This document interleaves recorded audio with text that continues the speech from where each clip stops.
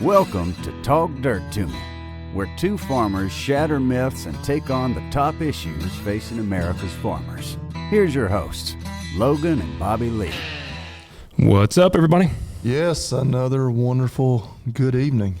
It is. That's what I was telling Bobby Lee. I got a little extra bass in my voice tonight.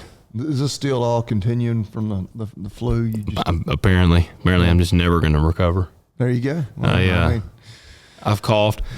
If I had $1 for every time I've coughed today, I'd be a very wealthy man. Well, dang. Yeah, it's annoying as hell. I hate that. We got the popo or somebody going by. They are coming. Yeah.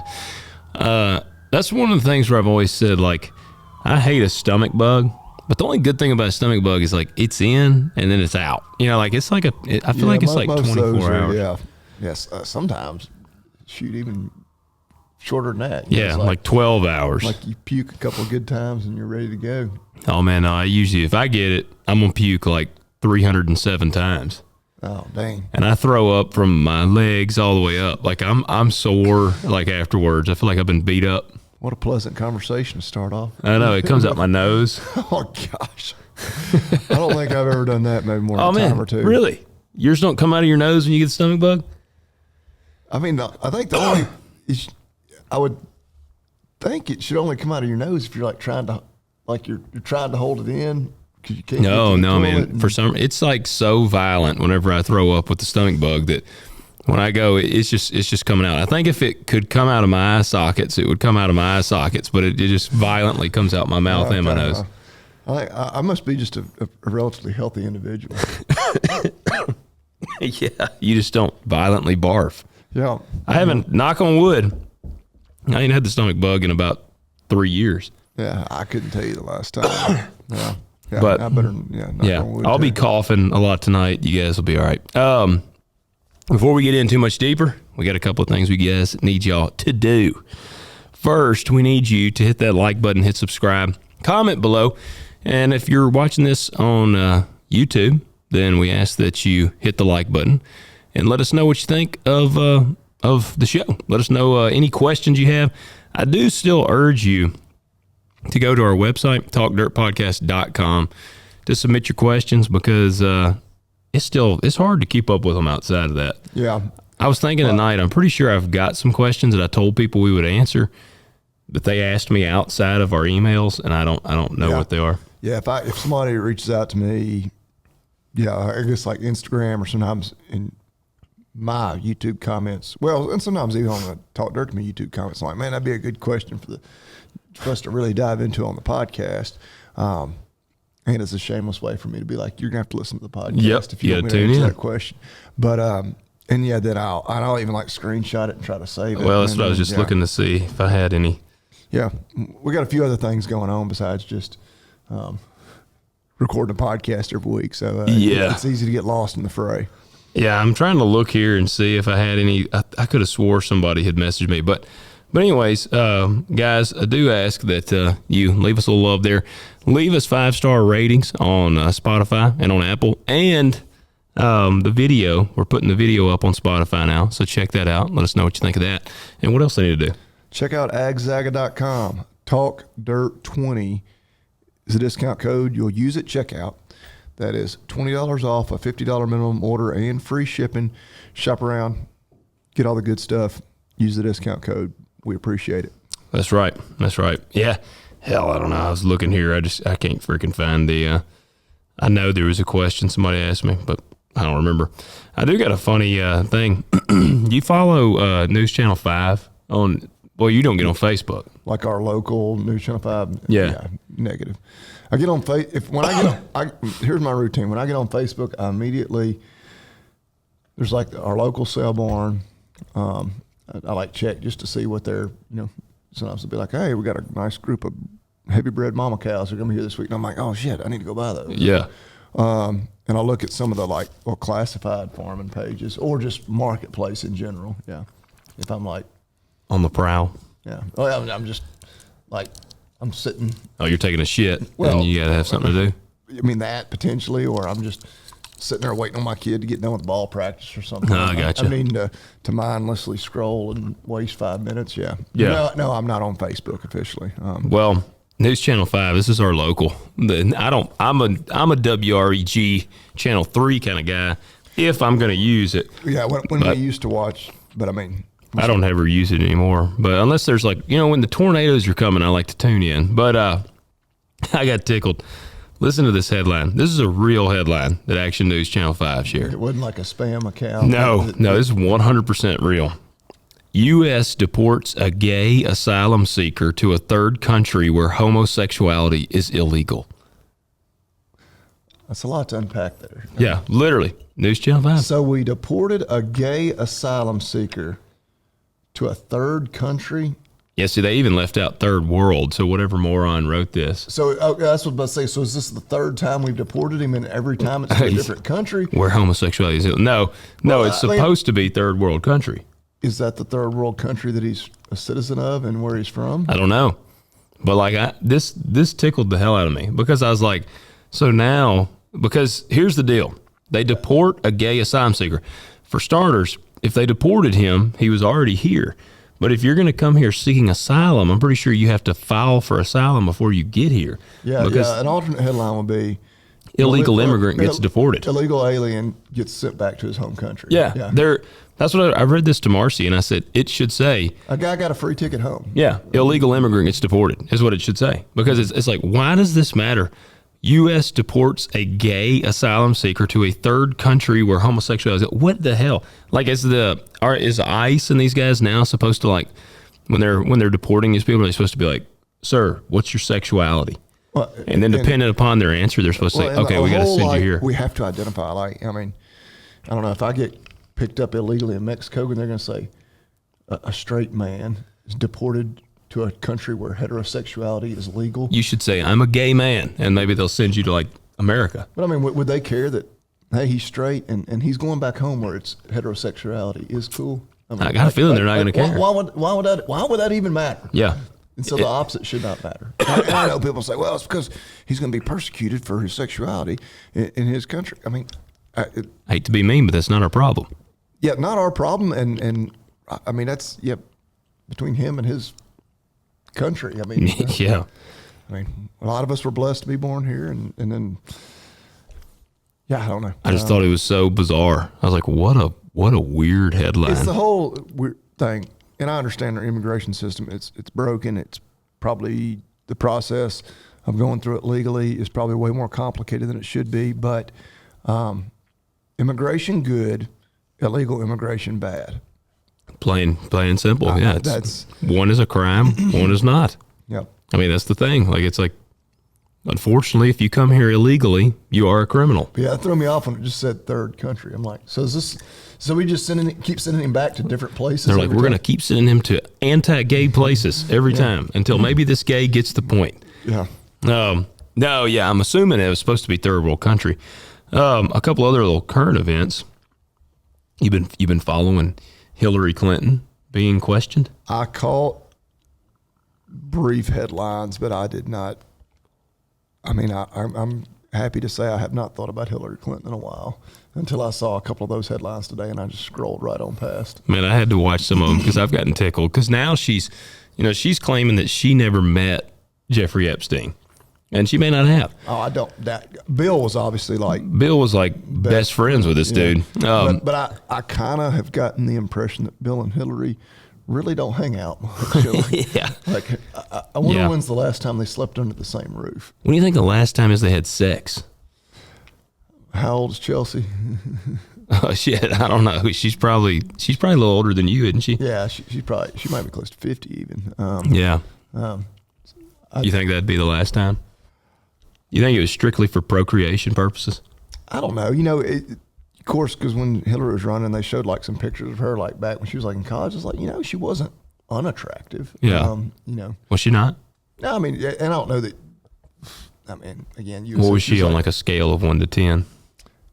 Well, I don't know because I wasn't alive during those days. Obviously, they dressed a lot more modestly. Well, you got to base it off today. I don't know. Base it off today because like all the girls, like they're all like half naked everywhere they go anyway. And that grabs your attention. I'll admit. It does. It There's does. a reason they do that. Sex does sell. Yeah. I would have said back in her day, like compared to her time, I said she'd probably been like a solid 8. You know. Wow, really? I mean, wow. maybe I'm being generous, but Dang, let me Google a young Hillary Clinton. You know dang good and well, because Bill, I'm assuming obviously he was a very charismatic. He should have been able to pick up ladies even as a young man. I would think even before he was pretty big into Yeah. famous. Yeah, I mean, she's kind of got like a librarian look to her there. Well, yeah, and that's one picture of her. But yeah, I mean, like no, she's not. She's not ugly. Yeah. Yeah. Yeah. I mean, yeah, well, oh, no, right there, she's not ugly. Yeah. But she's so hideous on the inside. Well, yeah. Must be the thing. She's just so ugly on the inside. Well, maybe that was from being around Bill too much. I don't know. I think she sucked the life out of old Bill. Okay, you think it was the other way around? Oh yeah. Well, I say that. I mean, Bill obviously is not a. I don't think faithfulness is a real strong suit of his. You think she drove him to go into To other Epstein women? Island? Probably. Yeah. Well, see, and now the questions have gone to. She was being questioned about whether or not she knew him, and now they're like, "What about your husband and Jeffrey?" And she's like claiming that they were buddies before anybody knew what Jeffrey was doing. I'm like, Bill was like naked in a hot tub with this dude. Like Bill knew what was going on. Yeah. I'll never be convinced that Bill wasn't like in on it. Well, and like there's that The painting. the painting of Bill in a dress. Like I don't know, maybe they were just doing some goofy psychedelic drugs, and I don't know, but like. I've got a lot of buddies that You don't have a painting of me in a dress at your house? that I'm like really close with, and like, obviously never done anything like that level of shenanigans, but like do some goofy shit. Like, I have no portraits or paintings of any of my buddies in dresses, nor do they have any of me in a dress. Yeah. I mean, Yeah. it's not a thing. No. I mean, that's and Bill was like very elegantly posed in that picture too. Yeah, that was just a whole weird thing, but It was weird. Let me see. Any other good ones? I did see the new Yellowstone or whatever's out. the Marshalls with Luke Grimes. Yep. What's his name? Casey. Yeah. Yeah, Casey. I like old Luke. He's a Nashville dude, I think. Actually, I think he's in Tennessee. Yeah, I listened to a couple of his songs he's recorded. Yeah. Oh, I didn't know he did music. Yeah. Okay, I'll check it out. Well, there you go. There's that. On the farm bill, I know we said we would update you guys.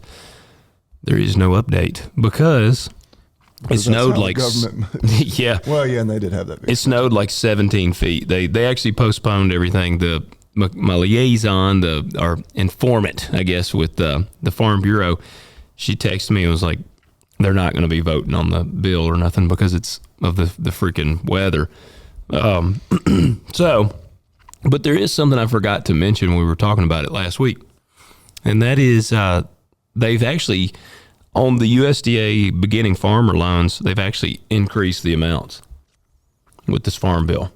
Well, I mean, that only makes sense because everything is so damn expensive now. Like, And that's the point. You're talking about the maximum limits you can get for like operating loan.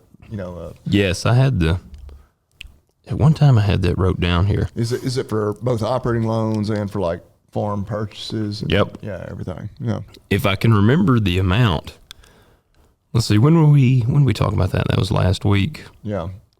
All right, I'm here we trying go. to remember, what did it used to be for like if you want to purchase land? Well, here it is. I got it right here.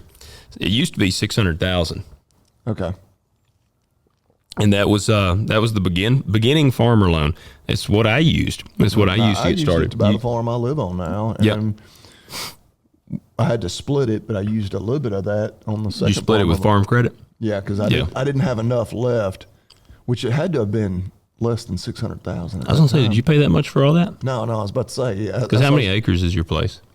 Where I live. Bobby Lee lives. He bought, what was it, like 5,000 acres when you bought it? Well, I mean, 5,200. If Yeah, that's what I thought. Oh, in the house, he built like a 12,000 square foot house on there. I mean, that's the main house. No, the farm's 80 acres. But even both of the farms that I bought total don't exceed. Well, why did you have to wonder why did you split finance it? I thought it wasn't that much. I thought it was like 300,000 at that time or something. Man, I thought it was 6. Yeah, I'm trying to do the math in my head. But what year did you buy that? So I bought the farm that I live on right now. It was like the end of 2009, beginning of 2010. It was, by the time we closed, it may have been 2010. Yeah.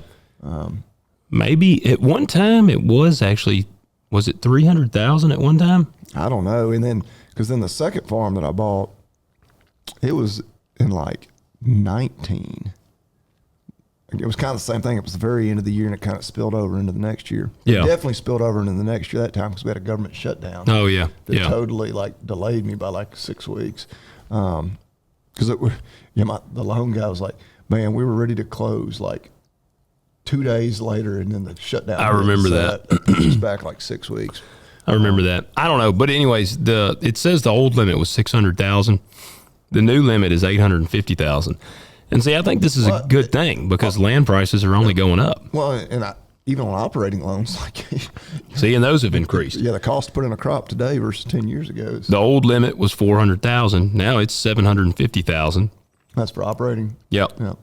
And then the guaranteed farm ownership loan. So this is like, if you can make it cash flow, you could go buy, like this is just a big guaranteed loan. It was 2.3 million. Now it's 3.5 million. So you can really jump off in there. And the old operating loans used to be 2.3 million. They've upped it to 3 million. So I meant to say that last week. Which I did use their operating. I think I did 1 year. I'm sure you did when you first started with them, when you bought that farm. Well, I'm talking about like when we first started buying calves, though, when we would buy a truckload of calves at a time. Yeah. And I primarily used farm credit, but even my line of credit there, like used to, I was like, 50,000 will be enough. Yeah. Not anymore. Not to buy the same number of calves, which is good and bad in a way. That's what, actually, and it wasn't like me really planning or doing it for this reason. I'm not buying calves this year, which I did spend a bunch of money buying some bred cows. But my brother, really putting a pencil to it these last week or two, because normally right about now is when he'll be getting ready to buy. He's like, I can't make it pencil out. Really? Yeah, I mean, it can, but it's going to be tight margins because you're having to pay, a 600-pound, even buying them as bulls and cutting them. Yeah. There's not that much discount to buy a bull rather than a steer. And like, man, and then you look at what a 750, 800-pound steer is selling for, and that's really big money, but it's just not, you're having to pay so much for them, even at 600 pounds. He's like, I don't know. I was like, well, I might have, again, not even by, it wasn't like I was planning ahead, and that was totally the primary factor why I decided to go, just heavy into mama cows. But I thought you were going to say into cocaine. I've been thinking about going heavy into that. Well, I stopped. Cocaine is a hell of a drug. It is. And I don't really need one. You don't need a cocaine? I don't need a cocaine habit, that's for sure. Oh, gotcha. I just want to be a dealer. Well, you got the Tim Allen mustache. Yeah. You knew about him. Was that what he got busted for? I knew he had done some jail time. Man, he almost went to jail for life. I want a skid steer so bad I can taste it. Oh, yeah. I don't really need one. I mean, I'm kind of telling myself like I really need one. And everybody I talk to are like, dude, if you ever run one, you will decide that you need one. Yeah. Like, I'm going to be jealous if you get a skid steer. Like, don't borrow one from somebody. And one of my good buddies just bought one. Because I started talking about it, and he started laughing. He's like, I just bought one. Is it our buddy that trades trucks every week? Yeah. All right. Yeah, that's lines up. Yeah, and he's in a new truck, too. Because I met him on the road the other day. I was like, did you get a new truck? He's like, yeah. I love it. He's always got like an excuse. Like, I'll be like I'll meet him. He'll call me. Be like, man, I just met you. And I'm like, well, I can't keep up with your trucks. And he's like, well, the company I'm at, maybe, and I'm like, yeah, dude, you get a new truck like every 6 months. I can't keep up with you. He puts a lot of miles on one, but yeah, it's like, And then I got to kind of looking at, because my wife pays the bills, and I was looking at like what we still owe, and I was like, damn it. I was like, I need a side hustle off of my side hustle. Well, people make some money off of the skid steers. Oh, well, no, and I don't have time for that. I like but like peddling some illegal drugs. Well, I mean, just something. Just supplying a good into a market where there's a lot of demand. Just be a good, a friendly dealer. Yeah. No. I'm just kidding. Keep the DEA and ATF and everybody else off of us at bay. Yeah. Yeah. See, like I've got 2 cocaine references on here. This one is, I think, the better one for that. Then it's called cocaine, and you don't want no part of this shit. There you go. Yeah. That's more wise guidance for everybody.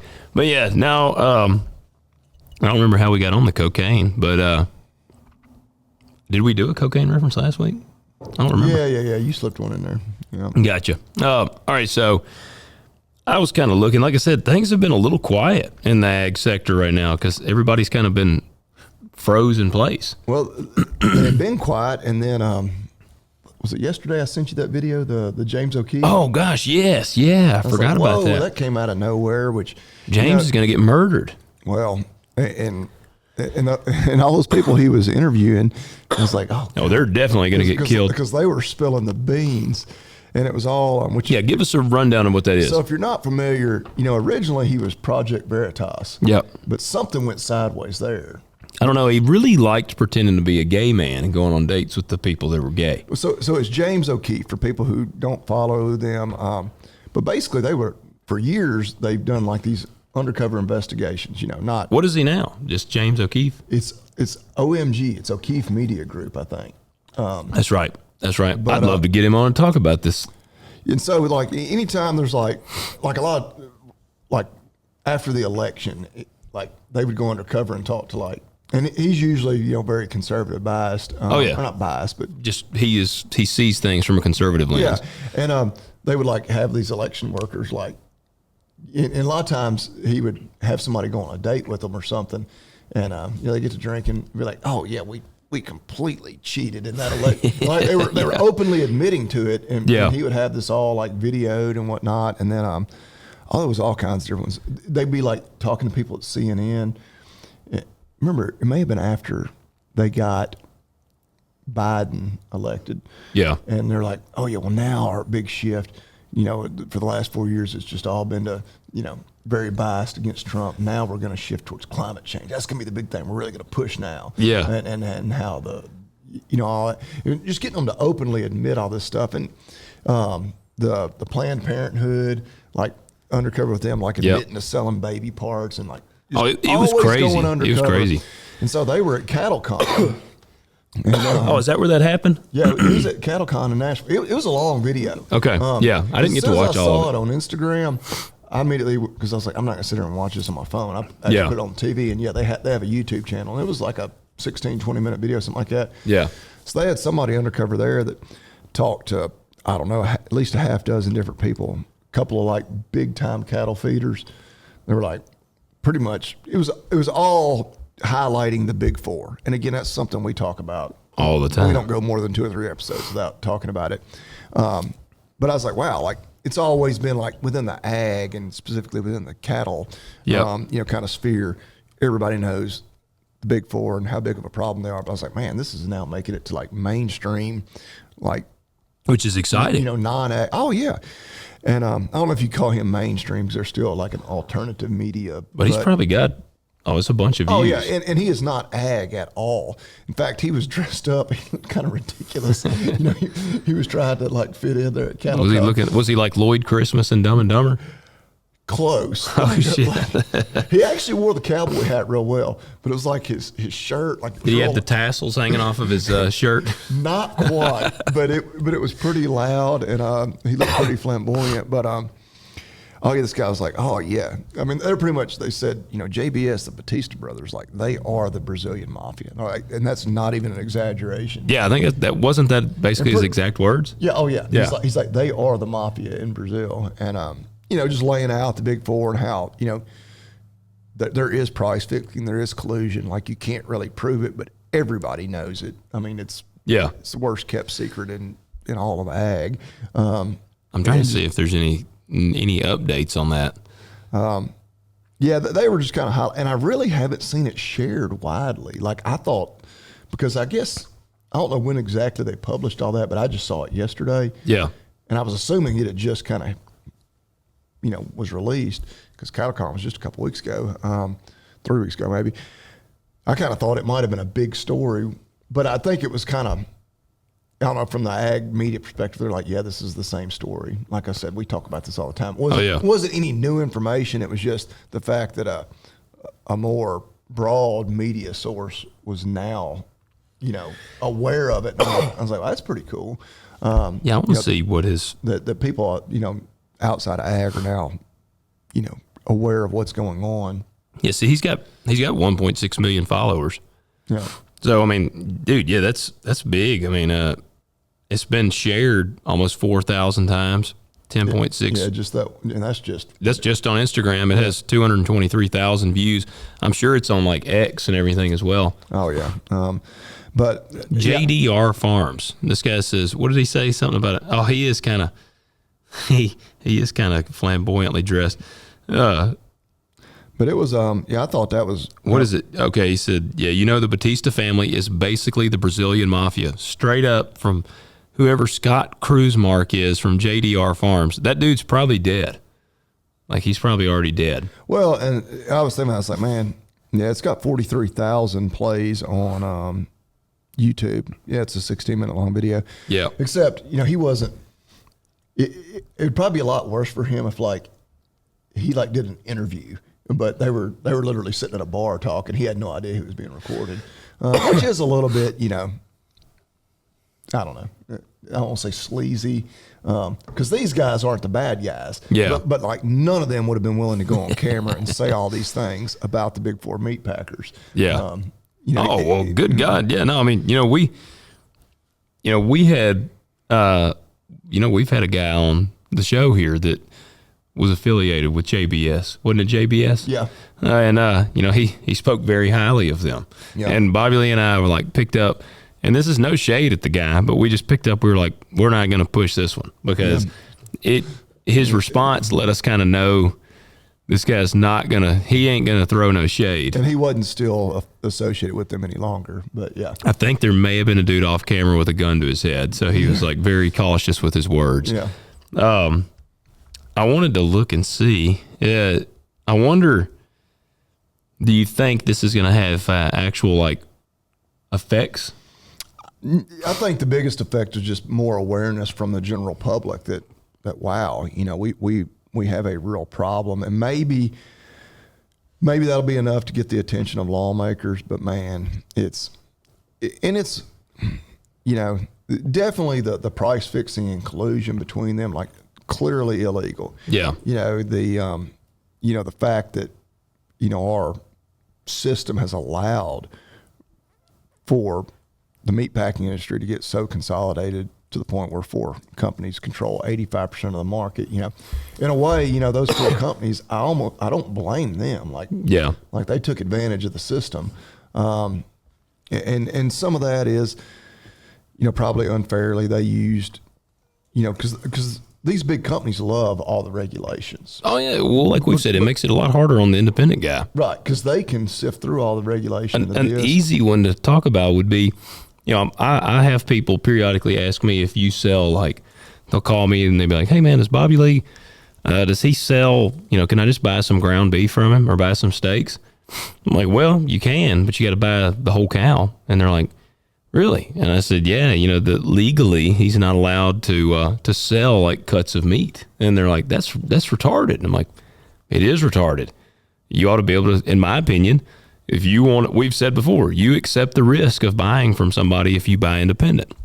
And actually on that note, all right, me and you both have been through, I got my little sign up over there, Tennessee Master Beef Producer. That was back when me and you went through it. That would have been back in probably 2009 when we went through it the first time, back when we actually went over to Braden area. Yeah, it would have been, it may have been a little more recent than that, but yeah, it was maybe 10, 11, 12, somewhere in there. Yeah, it's been a while. One of the things that I remember was that dude, and I for some reason I've remembered this ever since. The dude, one of the speakers that came, he said, do not eat your cheeseburger with pink in the middle.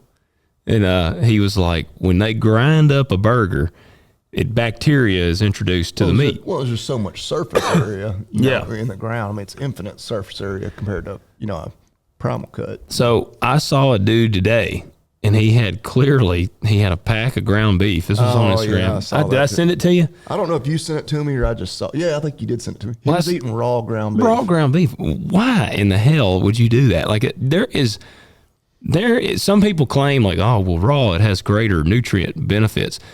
If that's the case, it's very minimal. Like it is so minimal that I would say the risk does not even come close to outweighing the reward. Like I just can't. I don't understand it. Well, and kind of back to that. What he didn't get into, which I understand, because he's putting this out there for the general public. Oh yeah, not just within the cattle industry, because people in the cattle industry aren't. No, it didn't really blame the NCBA, for now being pretty much in bed with the Packers. Well, like I said, the general public wouldn't even they wouldn't understand that. Right, they'd be like, I don't know who the NCBA is. But our listeners, they know, damn it. It would have been nice if he had said, and this is the largest, at least what they claim, by membership industry group, and they now support legislation that favors the meat packers oftentimes. Like they fight against the Prime Act, which would allow me to potentially sell beef. I was going to say, you have to elaborate on that.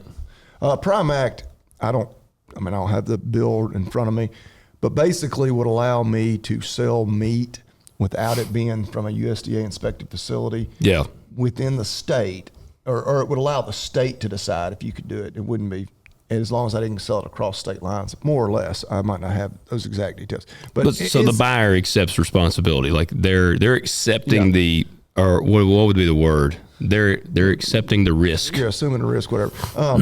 But like NCBA's fought tooth and nail against that. At the time that I talked to the Tennessee Cattlemen's Association, that was one of the times when I finally had said I wasn't going to be a member anymore. They're like, no, we can't support that. I'm like, what? But yeah, basically it would be up to the individual state to then say, we'll allow people in Tennessee or Arkansas, Mississippi, wherever, to do that as long as they sell it just within the state. And different things like that. And didn't hit on the beef checkoff and how pretty much the NCBA gets almost all that money. And it's the producer's money that pay that to them. And it's not voluntary at all. And then they use that money to lobby oftentimes against the producer when they fight against things like the Prime Act. When you sell cool in the Cattle Price Discovery and Transparency Act and all these things that the NCBA fights against, because those would be, the meat packers are against them. They wouldn't be good for the meat packer. They'd be good for the cattleman, the rancher. Now, when you sell cattle, the beef checkoff is automatically withdrawn. Like they don't send you a bill and tell you to pay, correct?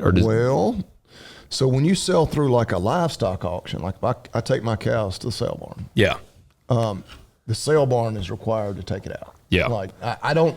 Well, I know like if me and you were, like if you sold me 5 head, then obviously, but aren't we technically supposed to? Oh, and buddy, they somehow know oftentimes because I do sell some private treaty sometimes. Yeah. And it's crazy. Like I guess it was emails I'll get. I'll save the next one I get. It'll be like from the beef checkoff. Say, have you sold cattle recently? Private treaty basically. I'm supposed to stroke a check for. I think in Tennessee, is it $1 a head? $1 a head. I think there was a book written by that name, kind of talking about it. But $1 a head to the national beef checkoff, and then most states, like in Tennessee, we have a state beef checkoff, which is 50 cents. Which, $1.50 a head, especially right now, you're selling calves that are worth $2,000+ a head. But it's the premise. Right. It's the premise. It's not even going to benefit you. It's going against you. In many cases, it is. And the beef checkoff funded, again, people our age remember like back in the 90s, the beef, it's what's for dinner. The old maroon truck that I'm going to plan to rebuild, it's still, I think... Oh, you can still get the beef checkoff stickers. But like you used to see those commercials like on TV. Sam Elliott. Yeah. Beef. It's what's for dinner. Like he would do the thing. Have the little symphony. Yeah, and it was bad. It was a badass commercial. And now it's like, because that's the whole, supposed, where those funds go to is promoting beef to the public. Like putting ads in newspapers and on TV. But they and put them in radio. Beef Magazine. Well, and that's all because they're buying favorable press. Yep. Yeah, and so it's like, why would the Beef Checkoff be putting an ad in a beef magazine? I was gonna say you're advertising, you're promoting beef to beef producers. Yeah, but they already are fans of beef. But You don't it's have to like, convince them. Well, one place you won't find a negative article about the Beef Checkoff being misused. It was in the Beef Magazine. It wasn't any of those magazines. And I used to love getting those magazines. Like I can remember always just thinking the beef magazines were cool. Like they were just cool magazines. But yeah, like we talked about it. In terms of like Tennessee Cattlemen's Association, and they're an affiliate of the NCBA. I've actually rejoined again. This is like the third time I've been like, all right, I'm going to join again. I'm going to try to. I've made contact. Try with to them. reach back out. We may be having. This is nothing set in stone, but I actually talked to them today on Instagram. Maybe we may be getting their president on, because I'd love to. I want to be part of the solution and not just a bitcher and a moaner. But anyway, that's what to give maybe a little credence to Tennessee Cattlemen's. We had, you guys have heard us talk about them on the show, and like I said, how they've kind of catered to NCBA. Well, we made a clip, and it was on our Instagram, and actually Tennessee Cattlemen's commented. They responded to us, and they were actually like, "We're sorry that we feel like that you feel like we have not represented cattlemen. We are changing leadership, and we're hoping to move more in that direction." And so I was like, "Well, we'll give them a chance." I think it's gotten more and more, and I hope it's because people like us that are shouting from the mountaintops what's been going on. But where it's harder for them to ignore, just put their head in the ground and say, no, the NCBA can do no wrong. Even though they're a state affiliate, they can, like, they're not obligated to do whatever. All right, but what it's got me thinking, because it's like, okay, the NCBA, we talked about them. We basically have learned that you almost can't infiltrate the NCBA.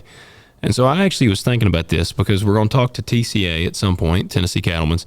Yeah, you probably need to start local level. Stay level. Work your way up. Yeah. If you could get enough people, like if our listeners, and like they go and they kind of rally their state, I almost feel like, I'm like, man, if you could rally a lot of these state organizations, it's going to kind of chop the feet out from underneath the NCBA. And there are some state organizations that are much more aligned with what is good for their cattlemen than in the NCBA. I mean, I would assume probably kind of doesn't really like those state, even though they're an affiliate with them. Again, I'm going to sit here. I'll say this too: the NCBA does some good stuff. Tennessee Cattlemen's Association, I think, does a lot of good things. Yeah. But when it comes to issues that, the meat packer wants the legislation to be shot down or passed, whichever, and the cattleman is on the other side of it, at least the national group, NCBA, always sides, always pushes whichever way is going to benefit the meat packer. Yeah. But anyway. Tell you something cool this weekend. I was in Franklin. I went for the Tennessee Farm Bureau's Young Leaders Conference. Did you get the keynote address? I did. I took my shirt off. But yes. Twist it around your head. I did. Well, I opened with this quote. You're a fucking choir boy compared to me. A choir boy. That's what I opened with. You just went ahead and let them all know that this next generation's soft. That's right. I said, you lack discipline. You lack discipline. It was actually really good. I'm going to tell you, I was scared shitless. Dude, I know I would have been. I hated giving speeches in speech class to like 20 people. People think that, and I'm not saying I won't do it again. Which was for the young cat, which I guess they're all adults. Like, you could have had your little whiskey before you went up there. I honestly don't think they'd have cared. I really don't think they'd have cared. Because when I say young cat, like I immediately think kids, but no, these are adults. Yeah, they were like, most of them were probably within 5 years of my age. I mean, some of them were the same age as me. Some of them were older than me. But it was a really cool thing getting to meet some of these people, because there was one dude I was talking to. His family still runs a dairy, and they're sixth generation. Like, he's the sixth generation. And dairies are cool to me because, man, they're like the they're like the last ones hanging on. Like dairy is one of those industries that has been essentially just scalped by the big industry and big corporation. Oh, that's one. I mean, that's within cattle. That's one where the get big or get out. Yeah, it absolutely gobbled them up. And so he was like, "Yeah, I don't remember how many head he said they do, but he was like, and I'm thinking it was like 150 head." And that's, nowadays that's really small. Yeah. And that's what he said. He was like, "Oh, we're small time." But like, it's just something cool, man. Like I talked to them. Even though for a family, like that is a full-time job. Oh shit. And a Yeah. half. I mean, could you imagine milking 150 head of cattle every day? Well, you hear all these people like on Shark Farmer podcast, he interviews all these farmers and talk about how kind of same situation, it'd be like a 6th generation dairyman. Be like, yeah, growing up, my parents never went on vacation. Like they never left for more than like one night.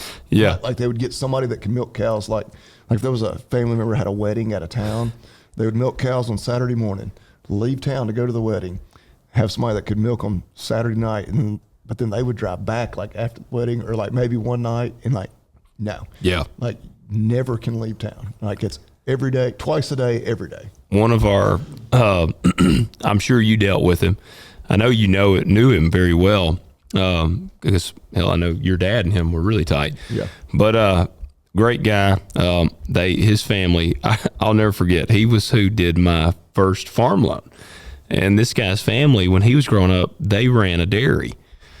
I farmed the ground. The way up into his. Yeah, I mean and as an adult, like that's what he was a dairyman. Yep. And I farmed the ground that they did it on, and it's a beautiful place. But I'll never forget, man, me and him were talking up there one day, and he said, "Man, Logan," he's like, I was so damn glad whenever we got out of the dairy business. I'd heard him tell that story about when they finally sold the cows and how it was.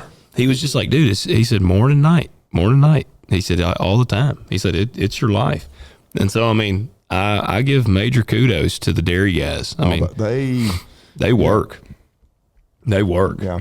I mean, and so, but it was really cool. But yeah, man, it was funny. Like I had never done a keynote speech, so I was kind of like, I had kind of prepped. And I had outlines. I was like, I'm not going to write a speech because I don't want it to be like, so stiff. And, man, I'd kind of practice the outline. Like when I got there, I went up in the hotel room. I got there a couple hours early, and I was kind of like walking. I was kind of doing the speech. Man, I was so loose, so calm. I was like, man, this is going to be pretty good. I'm going to do all right. And, man, I get down there, and it was, I don't know, it was 100, 150 people in the room. And I'm mic'd up. And I'm like, oh, I'm standing there. You weren't at a podium. You could kind of walk around and like. They had a little stage and it had a podium, and I could have walked around because the mics were lapel mics, so I was able to move around. So in my head, I'm like, I'm gonna walk around, kind of be lively. Nah, shit, man. I stayed right there at that podium. Like I got up there, and the girl had come up. You didn't want to like trip and fall.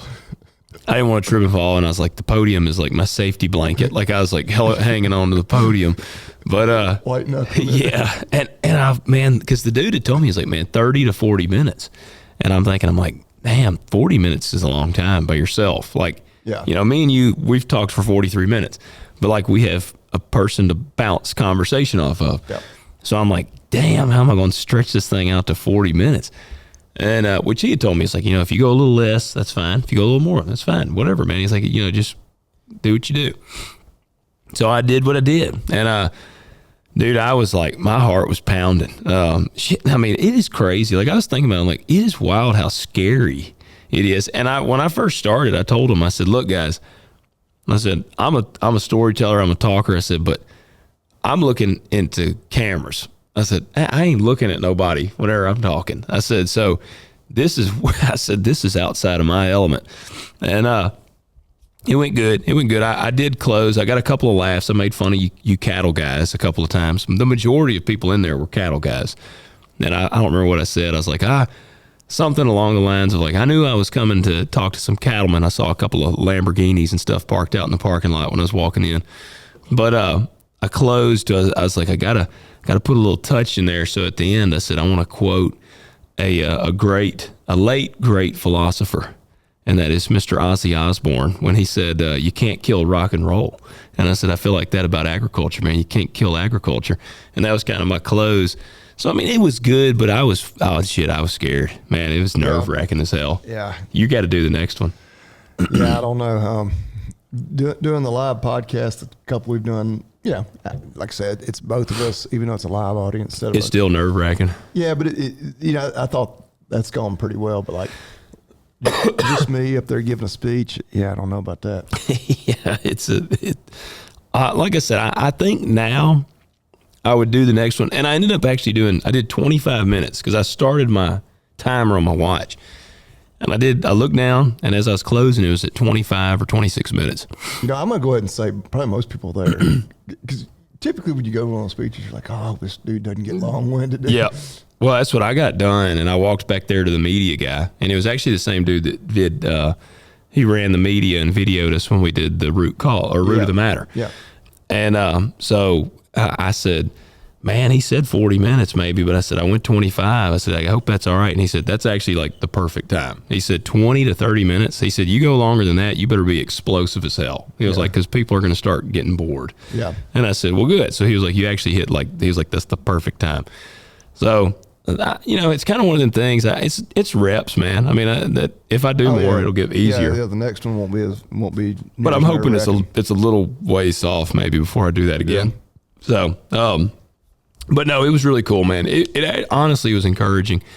Just seeing people that are like, as shitty as things are in ag, like people were still fired up about ag. Yeah. Like, I mean, it is such a cool thing. I mean, me and you, we talked about the farm show last week. I'm not going to go way back into that, but I felt energized. I think I told you that. I was like, dude, I just feel good. Like, I'm just energized. You're seeing all the people, all the industry. It's like, man. And I saw today, we were talking about, you commented back to some people, and it may have been where Theo Vaughn had RFK on, and they were talking about glyphosate. Yeah. And some people were like, well, they need to just let it go and let the farmers like go broke or something. Well, no, somebody had commented, they're like, we can subsidize, because RFK made the comment that need an off ramp kind of thing. Theo kind of asked me, he's like, well, so we're allowing farmers to keep using this thing that we know is making us sick, which, of course, RFK is definitely in that camp. And I'm like, we really don't even know that. Like, it's speculated, but really can't or has not. It's not verified. Been proven. He's like, why don't we just take it away? He's like, well, 80% of farmers will go broke. Yeah. And somebody commented like, well, we give all this money away. Like, we could give the farmers the money to keep them afloat. And that's right. Well, first of all, I don't think the farmers really want that, but I didn't make that point. I was like, it's not that. I mean, that would be, I appreciate you not wanting the farm, not being one of the assholes like, let them all, go broke. We don't care. There was plenty in the comments. Oh, I'm sure. Yeah. And I was like, I shouldn't even come. But I was like, no, I got to make this good point. I was like, it wouldn't be that. It's like the cost of goods across the board, it wouldn't just be your food, would skyrocket. Yeah. And we've hit on that before. And I don't know. And then I told myself that I'm not going to keep going back because I knew I would get pushed back on that. Yeah. Well, but the thing that you said, or that I think you said in there, was it's not just farmers that this would affect. And I took it, damn, there goes a mouse, son of a bitch running across the floor over there. The thing that gets me is, all right, all those industries that were at the farm show, a large portion of those are row crop industries. Okay, let's say the farmers. Oh, it would have a ripple effect. It would be wild, the amount of thousands of people that would lose their jobs. Oh, it would go, I mean, it would affect entire economies. Like, there would be towns that would. I mean, it would affect the economy as a whole for the entire country, but like, yes, especially in these rural areas, like everything would be affected. I was gonna say, dude, not just the farmer. Yeah. It would cause, honestly, I'm going to say there would be some entire towns that would probably totally shut up and shop. Oh, yeah, well, you've already seen it where just the consolidation in ag, a lot of these smaller towns like in Arkansas, used to, because you used to have, independent seed companies and all this stuff around. And used to have, I don't know, 10 times as many farmers in these areas that all worked, smaller blocks of ground, and now it's just consolidated so much, and you've lost all to the point where a lot of these towns just have dried up. Yeah. The effects of that would reach so much further. And then I also made the point that what they didn't really talk about, which was just a short clip, of course, from I guess. Yeah, I haven't listened to the full episode. But I was like, this was also simply we can't get totally away from it immediately, but we're going to bring some of the manufacturing. I saw where you made that point. Yeah, the glyphosate to the US, so at least we're not buying it out of China. So anyway, but yeah. Well, that's another one we could talk about. I mean, like I said it last week, I'm so tired of talking about glyphosate. I know, and unfortunately, it won't be the last time. Well, but what about what'd you think about the new John Deere tractor, the new big release they've been building up to for the last month or two? I saw the 8R540. I was telling Dad, I showed him a little video of it today. 8RX 540, and I don't know. There was something you could actually it said you could get up to 634 horsepower. Yeah, everybody said that too.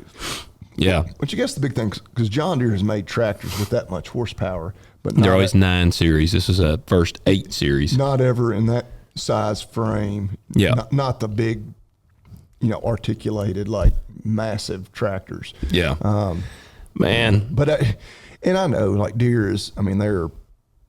Arguably, probably not even arguably, but the biggest ag equipment company on the planet. Oh yeah. And so they're always got to be innovating and looking for new things. But I'm like, because that is a row crop tractor. I mean, I guess maybe some specialty crops, maybe they can use it too. It's going to be row crop. Yeah, it's row crop. And the row crop economy is just in as bad a place as it's been in a long, long time right now. So like, part of me is like, seems almost a little bit tone deaf, but you almost wonder if they wouldn't have been like, guys, the engineering team, we know we've been working on this, been targeting 2026 Commodity Classic. We're going to roll this thing out. Maybe best if we maybe wait till next year. Like, dude, maybe every comment section, and these are on farm pages and stuff that I'm on. It's a bloodbath for John Deere. People are talking about this tractor and they're just because one guy actually, they have not released prices yet. Oh yeah, that's what everybody's. and some dude shared an AI. It'll be closer to $1 million than $500,000. It's going to be projected. It's going to be around 800,000, and then if you probably got you could, with some of the features, you could probably get that thing up to $1 million. Well, and that's because of course there's a lot of influencers that work with them. A lot of them people I like and respect, but still, they were, of course, all of them were doing their walk around videos with it, and putting out their official post and stuff that I'm sure they had to do. And a few of them even said, it might be a while before I could afford it on my farm. And I didn't bust any of their balls over it, but everybody's like, yeah. I was trying to look. What is need to wait till there's some out there with about 5,000-6,000 hours on them. I will never afford one of those tractors. That's what I was. Oh man, you don't know what this farm economy is going to do in the next 2 or 3 years. But in the next 2 or 3 years, yeah. Well, that's what you had tagged me on something. You were like, need some of them $15 beans. And I said, shit, I need $20 beans for that thing. Shit. And if that happened, John Deere, that price tag would go to it'd be $1.5 million for that thing. I used to have a loan calculator on here, but I don't know what I've done with it. But the craziest part to me is on these, a tractor, historically, now on a brand new one, you typically could finance it 7 years. Yeah. So you think you buy a tractor for, let's just say you get a deal. Let's say you get it for $800,000, 7 years financed at 0% interest. That's over $100,000 a year. Yeah, it's easy math. There's no interest. How in the hell, man? Because like I say, and I've determined I cannot buy one right now, but on these skid steers, everybody's offering 0% interest right now. I think you got to go just 48 to get 0%. Yeah.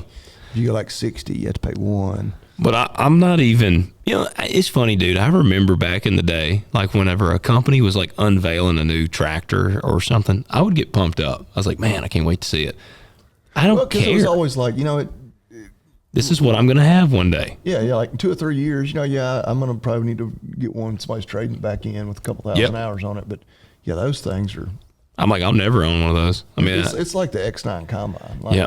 I don't even give a shit about the X9. I know people that are they like brag about the X9s and stuff. And I'm like, I honestly don't give a shit about your X9. Like, don't mean nothing to me. It don't even like the cool factor don't even mean nothing to me. Part of me even felt a little bit bad for Deere because I was like, God only knows how much money. I mean, they might would even share that they had invested in developing and the marketing, getting ready to roll this thing out. And then, I mean, Deere doesn't want the ag economy to be as bad as it is right now. But I was like, man, and I know at these farm shows, it's always about the biggest and baddest thing you can have out there to grab all the attention. And I think that tractor, I'm sure in the coming days, we'll probably get to talk to some people because we know a bunch of people that were there. But I would say that, if I was guessing, probably kind of stole the headline of the whole show. Oh, I'm sure. Yeah. Which was Deere's plan all along. Hey, it's, I heard they had titty dancers around it and stuff. Probably so. But yeah, you don't get to be Deere without being pretty good at marketing. But at the same time, it's like, man, it was a little bit of a bummer that they had to have known, like their PR department's like, we're going to get roasted on social media over rolling out a tractor like this in right an now. Economy where these people are literally just trying to hang on for. What would Deere has a major black eye right now because of one, the right to repair thing they're getting slaughtered over, and then just their prices are out of touch. I'm gonna tell you, man, like if next year at Commodity Classic or whatever, if they wanted to like get the farmers back on their side, then they would unveil a tractor that's like the 8X, 250 horsepower, or maybe even 275. Like it's got a little more horsepower, but it's the bare bones tractor. And they're like, look, like if they acknowledge, like, guys, we get it, man. The economy sucks. Like farming's tough. Well, maybe they will. And maybe they will. I'm not going to hold my breath, but that's where I think if a company would come out with that, and I mean, a $200,000 tractor. I know that's still a lot of money. Like I can't afford a $200,000 tractor right now. But if they came out with one like that, like you said, man, I'm like, well, and maybe in a few years, I could get that tractor. But I just don't know, man. It is. I think a lot of companies are tone deaf. I've been getting prepared for this season. I've been meeting with my seed guys and my chemical guys and talking about everything. And I'm gonna tell you, man, it is. These companies have tightened up the reins. I was talking to two different reps, and their prices are neck and neck. I mean, it's like they're right there. Like everybody has tightened down. Yeah. The part that kind of sucks for some of these guys is the manufacturers are not tightening down. Like it's the middle guys that are having to I know they have a profit margin figured in. They're having to shave off that to try to come down because they're all kind of competing now. So I don't know, man. It's still a very interesting time in agriculture. Hey, which this will probably be a little smaller, but I swung by dealership yesterday because I wanted to look at skid steers that I can't afford. But Kubota, they had a M8 like 20 something, like 200 horsepower tractor. I was like, dang. Did you go check it out? I did not go get on it. It was actually in for like service. Yeah. So it wasn't a new one like for sale. It was not brand new. Is that the biggest one they make? You said? Yeah, and actually, I was talking to my salesman, and Versatile actually makes it. Really? Okay. Which he's like, I'm kind of surprised they do that because. So does it have a Cummins motor? Yeah. I didn't get that. I don't know.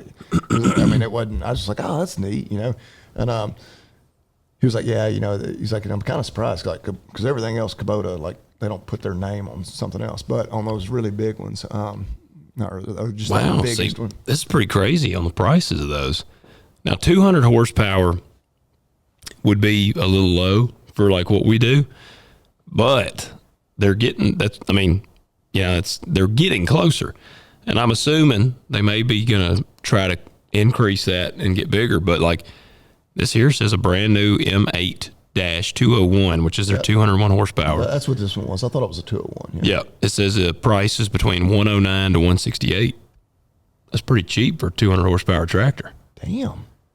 Which, I mean, the one I would assume it's closer to the 168 because hell, you can spend that much on it. It says they're often priced about 136 to 150. Really? Yep. That's less than I would have expected. Yeah. I didn't go jump yeah. on it, which I wouldn't have known because I hadn't been on a 8R or anything to even compare what the features on the inside look like. I'd kind of like to go see how they stack up. Yeah. Because I mean the R series, that's John Deere's bread and butter. Even the little tractors now, they got like the R of those. And like I said, man, look, we pick on John Deere. 90% of my stuff is John Deere. Like I run my combine, my tractor, my little tractor is John Deere. My bush hog is John Deere. Now I will say this. Part of that reason is because I like our dealership for John Deere. They got a good sales rep down there. I like dealing with them. So, I mean, our Tennessee tractor, so I deal with, I like those guys. So, I mean, the dealership has a big piece in that. And I like our case dealer. We got H&R AgriPower in Brownsville. I like those guys. So, I mean, I like our dealers around here. But in all honesty, the dealers have more impact on what I buy than the company. Oh, absolutely, yeah. Like if we had a killer versatile dealer around here, I'd probably try one. I'd love to try one. And that's why I've been, steadily, just about everything I bought lately, because I've started off with a lot of used stuff. Anything I bought new and some used, I go to my Kubota guys. Yep. It's mainly because the dealership I use, they knock it out of the park. Yep. Yeah, and that makes a big difference. So I don't know, guys. It's I feel like there was one other thing I wanted to talk about for this week. What was that? Because like I said, I've been booking some. I did book some. I did book some beans today for $11.35. Yeah. So bean prices are kind of ticking up. I asked my little. Where do you think your break even is? It's a lot less than that. Yeah. I was, I've been running all kinds of cash projections. I mean, if break even meant that I could pay all the bills that are due this year plus what I've rolled, my break even would be like $15. But I don't anticipate paying all that back. But to at least make some money this year. To at least not come up negative for this year. To cash flow on paper, I'd have to look. It's probably because, man, I've been aggressive. I've shared on here. I sold my sprayer. And I've paid off some stuff, and I've got like some hard numbers. And this is one thing I do like urge guys. Like if one of the nice things about dealing like with Helena has a team of guys. And I know some people are like, well, they're salesmen.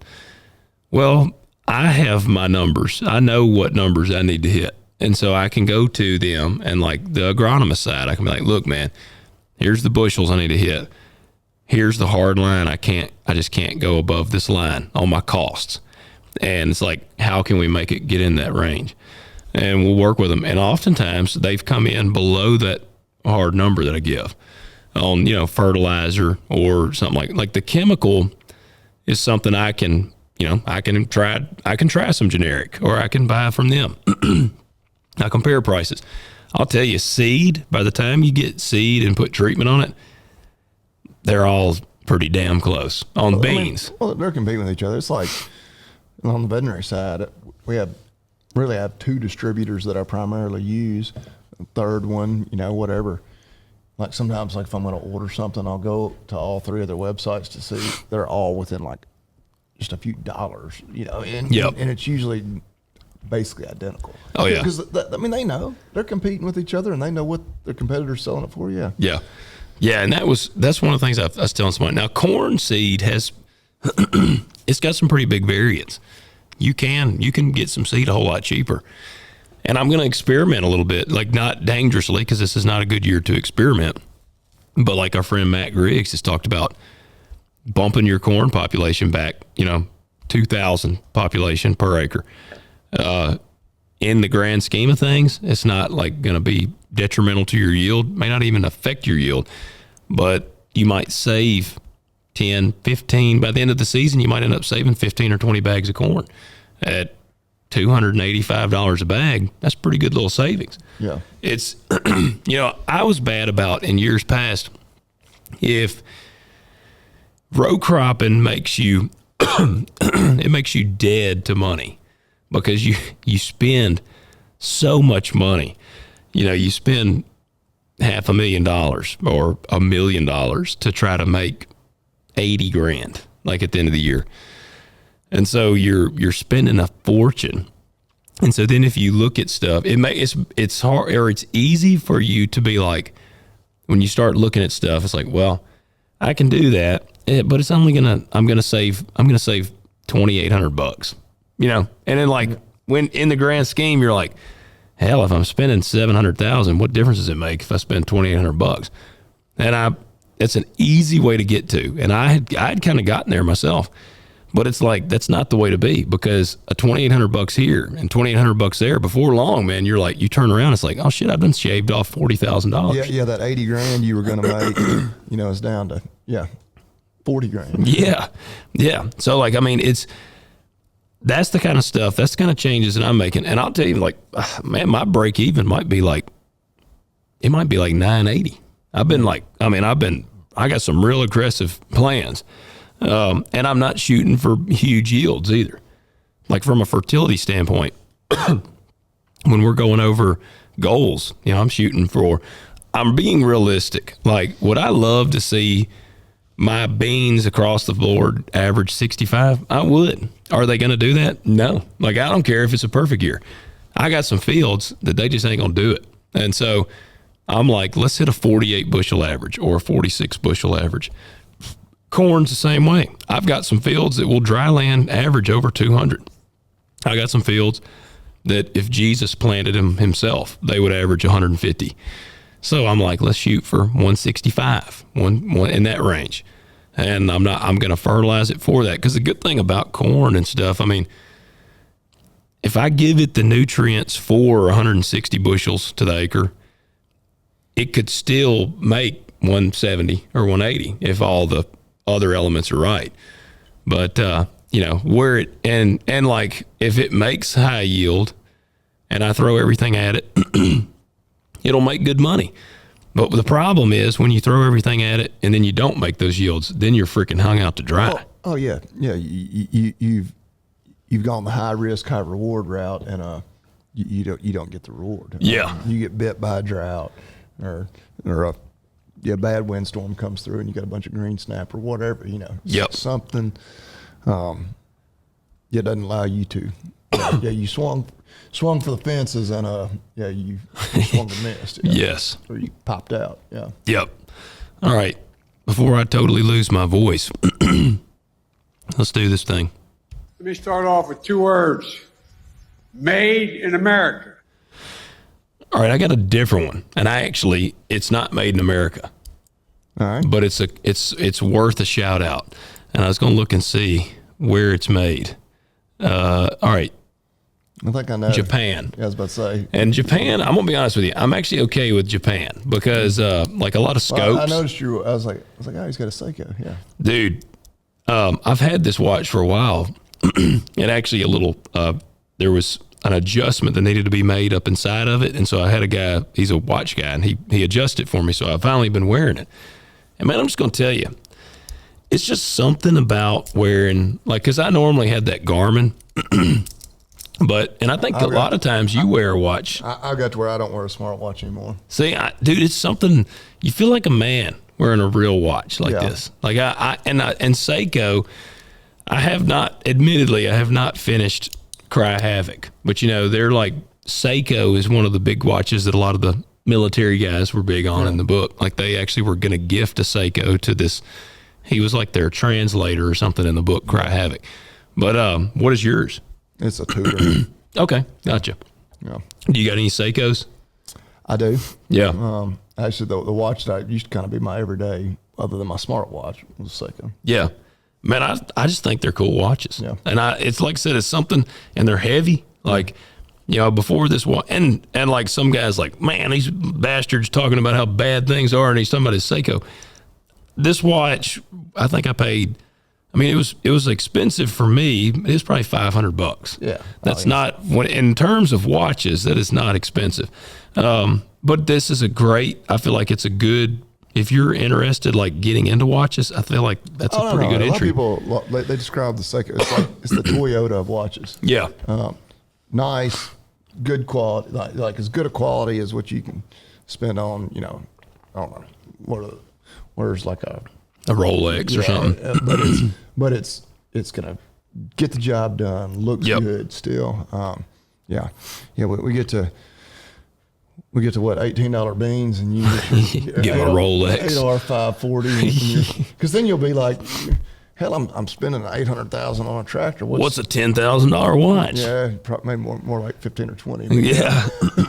Yeah, I mean, what does it even matter? But a watch is a cool thing because a watch is something that can be handed down when you get to nice watches. Like I've got some real shitty ones that nobody would want. But like a cool, like even this Seiko, I mean, it wasn't that expensive, but like this is a well built, like it's a heavy duty watch. Like Levi one day might want this watch. Yeah. And like I always think is, there's like that legacy element that I think about. It's like, man, like my dad he's always worn the little cheap Timex. Yeah. And I have some Timex that I've worn, but like he usually he likes them like that because they'll quit working. He just throws them away and goes buys another one. And, but I was like, man, it'd just be cool. Like there's a part of me that wishes like my dad wore like a cool watch. Well, I've thought about that too. Like, which is a nice watch, but it's probably not quite like a hand-me-down. Yeah. I was like, well, if I could ever, I don't know that I could ever justify having like a Rolex just because it'd be like. That's a big thing. Well, I'll always be like, it's like the skid steer. I was like, and Rolex, I mean, it didn't cost, but still be a hell of a down payment on a skid steer. And like, and you can do a lot with a skid steer. I'm gonna get a lot more use. Like I'm always gonna have too many toys I want. Yeah. And I'm gonna prioritize that. Yeah. Or I can go buy, 7-8 more bred cows for what I spent on that Rolex. But yeah, same thing is like, man, when my son gets married or when I'm on my deathbed or something, I can be like, here's your, yeah, that's just cool, man. Like that. And that was kind of my thing with this one. And there's just something like I said, I like the metal band too. I like, which I see you got your other one has a metal band on it. Actually my Seiko does. Yeah. I like a metal band. Yeah, I do too. Like it just, like I said, man, I don't know. It's something about it. I've been wanting to get away from a smartwatch because I wore that Garmin and then I was bad too. Like if I got a text message, I was always checking it. I still, like when my phone like is in my pocket, you look at it. I'll look at my watch and be like, oh yeah. I've been doing that, and I hadn't worn my smartwatch in months, but it was just such a and that's one reason. I was like, I want to unplug a little bit. Yeah, that was me. Do you follow Watches of Espionage? That's actually their band that I've got on this watch. Yeah, this one had a leather band and it was nice and I liked it, but it was just because I wear this watch all the time. Yeah, because like I don't want it to be like. And it's not that nice of a watch where I can't like wear it working in. Yeah. And so I got this, I guess, a nylon band. I like their page. They're the ones that got me like interested because I think I was listening to them or watching something. They got to talking about the Seiko. It's kind of like you said, like a good entry level. And that was where, man, they got me thinking about the smartwatch also because like JD Vance wears a smartwatch. Oh, and they tell me how it's a security issue. Yeah, they're like, man, people can hack into those. And I mean, not that I have like national intelligence like level information on me, but I'm like, nobody's going to be hacking into my Seiko here. So, guys, if you like have to go on the run from the government, they can't track you. They can't track me with my watch, and it's an automatic. So like just the movement keeps it going. I don't know. I think it's just something cool about it. I recommend. I don't know how this is a Seiko divers watch. I don't know how you know what model it is, but check them out. I think they're badass watches. And while you're doing that, we want you to leave us 5-star ratings on Apple and on Spotify. Also hit that like button, hit subscribe on YouTube, and hit follow if you're listening to us on Apple or on Spotify, because we got a lot of people that listen that have not hit follow. And I know this is like little stuff. You're like, man, what difference does it make as long as I'm listening? It's little crap like that. It actually does make a difference. So please hit those buttons for us. And what else? Exaga.com. Discount code TalkDirt20. They are starting. I'm seeing the bayonet wrap specials. I mean, that's really their bread and butter. But they got a lot of other good stuff too. If you need any kind of farm supplies, check with them first. They probably have it. You can use that discount code, save yourself $20. Yep, do that, guys. And we will catch you next Your time. hosts, Logan and Bobby Lee. If you enjoyed this episode, we ask that you subscribe and leave a review. And we'll catch you next time.